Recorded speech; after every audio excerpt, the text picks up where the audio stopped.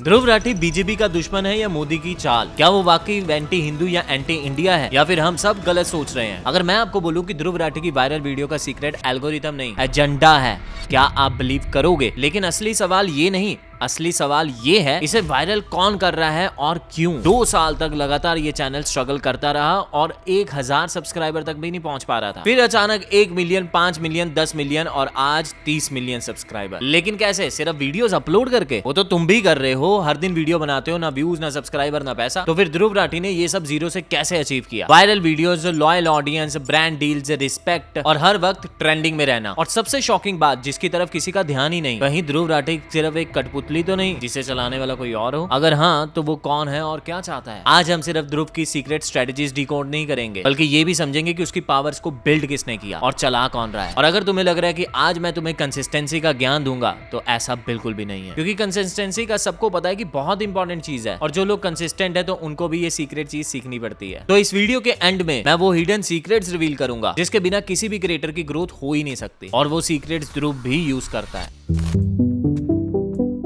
एक टाइम था YouTube India पर जहां सब लोग हंसी मस्ती और प्रैंक्स के चक्कर में थे। ब्लॉगर्स के डेली रूटीन, फनी चैनल्स के कॉमेडी जोक्स, बस यही सब चल रहा था। पर एक गैप था, पॉलिटिक्स सिर्फ बोरिंग न्यूज एंकर के हवाले थी। सीरियस टोन, मुश्किल लैंग्वेज और कॉमन ऑडियंस से जीरो कनेक्शन। आम इंसान को समझ ही नहीं आता था ये देश आखिर चल कैसे रहा है। और तो और किसी को चैनल्स पे ट्रस्ट भी नहीं था, क्योंकि फेक न्यूज़ की वजह से ऑडियंस के दिमाग में कंफ्यूजन थी, पर कोई आके सिंपल शब्दों में समझा नहीं रहा था। फिर ध्रुव की एंट्री होती है। नमस्कार दोस्तों। जहां सब एंटरटेनमेंट बना रहे थे, ध्रुव ने सबसे हेट रेट मार्केट अपने नाम कर लिया। Politics, religion, system, truth, propaganda, वो सब टॉपिक्स नहीं थे, ये सब ऑडियंस के रॉ इमोशंस थे। सब सवालों में उलझे हुए थे, न्यूज चैनल से तंग थे, उसने आके क्लैरिटी दे दी। और जहां इंफॉर्मेशन गैप होता है, वहीं सबसे बड़ा अपॉर्चुनिटी गैप भी होता है। ध्रुव ने वो गैप फुलफिल करा, इसलिए वो पहले दिन से क्रिएटर नहीं बना, अथॉरिटी बन गया। Early entry is equal to leader by default, और ये उसका सबसे पहला पावर मूव था। लेकिन सिर्फ पहले आना ही काफी नहीं होता, अकेले चलकर मेन स्ट्रीम नहीं बना जाता। तो फिर आगे क्या? ध्रुव की स्ट्रेटजी सिंपल नहीं, जीनियस थी। वो हर बार ऐसे टॉपिक उठाता है जो पूरी जनता को डिवाइड कर दे। लोगों को 2 कैंप्स में बांट दो और फिर एक साइड चूज करो और दूसरी साइड को विनर बना दो। जब वीडियो शुरू होती है, ऑडियंस में तुरंत शॉक पैदा होता है, फिर डाउट क्रिएट होता है और एंड तक आर्ग्यूमेंट चल रहा होता है। ड्रामा और मसाला हमेशा होता है, जैसे BJP versus Congress, religion versus logic, basic culture versus modern दुनिया, हिंदू वर्सेस मुसलमान, आस्तिक वर्सेस नास्तिक। ध्रुव हमेशा वो टॉपिक चूज करता है जहां पर लोगों का भड़कना गारंटेड हो, और अगर लोग उसे हेट करते हैं वो भी जबरदस्त, और सपोर्ट करते हैं तो भी मजे ही मजे। लेकिन ऐसा वो करता क्यों है? क्योंकि इंगेजमेंट ही ग्रोथ है। कमेंट्स में लड़ाई लग जाए, लोग एक दूसरे को रिप्लाई पे रिप्लाई देते जाएं, तो एल्गोरिथम को ऐसी लड़ाई से बहुत प्यार है। जितना ज्यादा हंगामा उतनी ज्यादा रीच। लोगों को ड्रामा चाहिए, जिसके लिए वो बीजेपी के पीछे पड़ा है। लेकिन क्यों, वो मैं आगे चलकर बताऊंगा, जिसके लिए आगे तक इस वीडियो को देखते रहो। तो ध्रुव हर वीडियो में ड्रामा के साथ फैक्ट्स के फ्लेवर भी परोस देता है। खैर, सिर्फ लड़ाई से पॉपुलैरिटी नहीं मिलती, ट्रस्ट भी जरूरी है, और ध्रुव ने उसका मास्टर गेम खेला। I am the hero positioning. Guys, इस गेम को बहुत ध्यान से समझना। ये वही स्किल है जिसकी वजह से एक क्रिएटर एक ब्रांड बनता है। ऑडियंस ट्रस्ट करने लगती है और कहती है कि यार ये बंदा हमारे लिए एक मसीहा है। ध्रुव ने अपनी पोजीशनिंग बिल्कुल एक मास्टरमाइंड की तरह एस्टैब्लिश की। वो खुद को एक ट्रुथ टेलर बनाकर अपने आप को सामने खड़ा कर देता है। लेकिन कैसे? स्टेप 1, फैक्ट्स का ढाल हर वीडियो में। Data, references, scientific proofs, articles and research. ये सब एविडेंस दिखाता है तो सच ही बोल रहा होगा। पर सिर्फ इतना काफी नहीं होता। स्टेप 2, डीप रिसर्च का इल्यूजन। जहां आम क्रिएटर सरफेस लेवल पॉइंट्स बताता है, वहां ध्रुव अंदर तक घुस के नैरेटिव निकालता है। Documents, old records, hidden clips, मतलब जैसे बाल की खाल निकाल देना, जिससे ऑडियंस को लगता है कि ये वो बात बोल रहा है जिसे कोई और नहीं बोल रहा। Step 3, clear enemy, bold claims. यहाँ ध्रुव सबसे अलग हो जाता है। बाकी क्रिएटर्स न्यूट्रल रहने की कोशिश करते हैं ताकि किसी को बुरा ना लगे, लेकिन ध्रुव कहता है कि मैं सिस्टम के अगेंस्ट हूँ और करप्शन के अगेंस्ट जो हर कोई बुरा कर रहा है। और ऑडियंस की आंखों में जो विलन से लड़ता है वही उसके लिए हीरो होता है, क्योंकि जो लोग पावरफुल होते हैं लोग उन्हें विलन बना देते हैं। और ये हीरो वाली पोजीशनिंग ध्रुव ने एक जीनियस फॉर्मूला से की। Victim, villain, hero. ध्रुव ने इसको मास्टर लेवल पर अप्लाई किया। विक्टिम कौन? जनता, हम जो सिस्टम में पीछे जा रहे हैं। विलन कौन?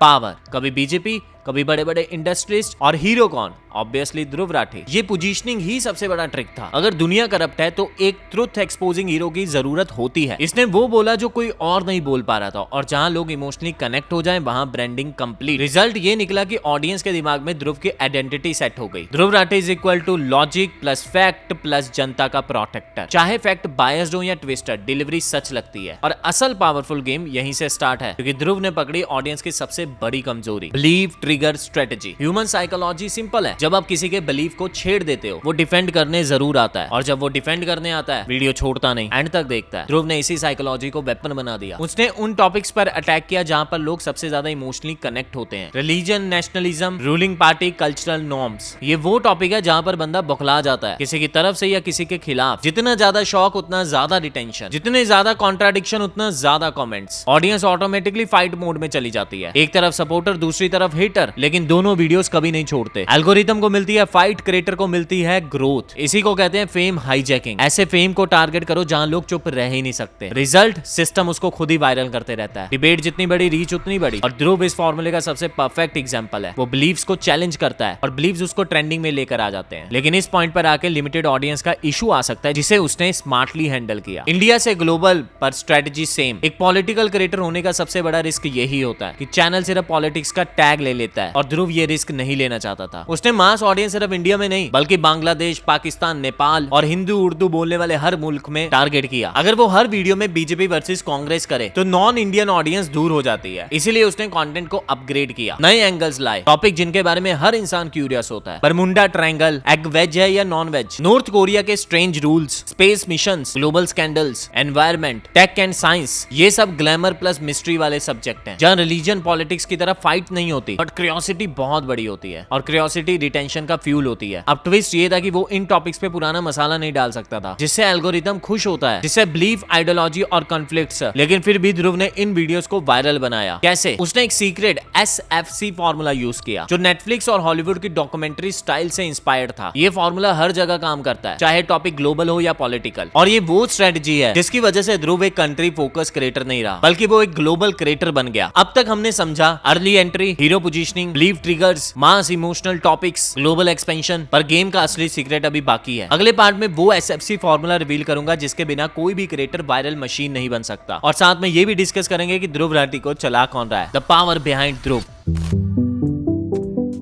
एक मोस्ट इंपॉर्टेंट चीज समझ लो, YouTube का एम्पायर अकेला आदमी नहीं बनाता। ध्रुव राठी के पीछे high skill, high alignment team खड़ी है। रिसर्चर हिडन फैक्ट्स निकालते हैं, फैक्ट चेकर हर क्लेम का प्रूफ, और पॉलिटिकल माइंड डिसाइड करते हैं किस टॉपिक पर कैसे आग लगेगी और किस एंगल से ट्रस्ट बनेगा। एडिटर पेसिंग डिजाइन करते हैं ताकि व्यूअर्स भागे नहीं। लेकिन असली गेम ये नहीं कि टीम है, एक्चुअली टीम ध्रुव की तरह सोचती है। सेम आइडियोलॉजी, सेम गोल, ऑडियंस को समझाने का सेम तरीका, और उनको रिएक्ट करवाने के same points. Like minded team की वजह से ध्रुव सिर्फ वीडियोस नहीं बनाता, पब्लिक ओपिनियन शेप करता है, नैरेटिव कंट्रोल करता है, इन्फ्लुएंस स्केल करता है। बिजनेस वर्ल्ड में ऑनर दुकान और लोगों में इन्वेस्ट करता है। क्रिएटर वर्ल्ड में वो इन्वेस्टमेंट है सिर्फ एक चीज, टीम। सोलो क्रिएटर वायरल हो सकता है, लेकिन ब्रांड एक टीम बनाती है। ध्रुव राठी एक पर्सन नहीं, वेल प्लान्ड सिस्टम है, और सिस्टम हमेशा जीतता है। अब आपको लग रहा होगा कि टीम ही ध्रुव को चला रही है, पर असली पावर ये नहीं, वो हम नेक्स्ट पार्ट में रिवील करेंगे। उससे पहले वो फॉर्मूला रिवील करता हूं जो आज की बोनस टिप है, SFC viral formula. S = suspense, ऐसी ओपनिंग जो दिमाग को झटका दे दे। व्यूअर सोचे आगे होने क्या वाला है। F = fact, proof, references, scientific logics, audience में ट्रस्ट बिल्ड होता है। C = क्लाइमैक्स, एंड में वो बात जो लोगों को रिएक्ट करने में मजबूर कर दे, जिसमें डिबेट होना गारंटेड हो। इसी वजह से ध्रुव के कंट्रोवर्शियल टॉपिक नहीं, न्यूट्रल टॉपिक्स भी ब्लास्ट कर जाते हैं। अब चलते हैं वीडियो की लास्ट और बेस्ट पार्ट का, जिसको सबको वेट है।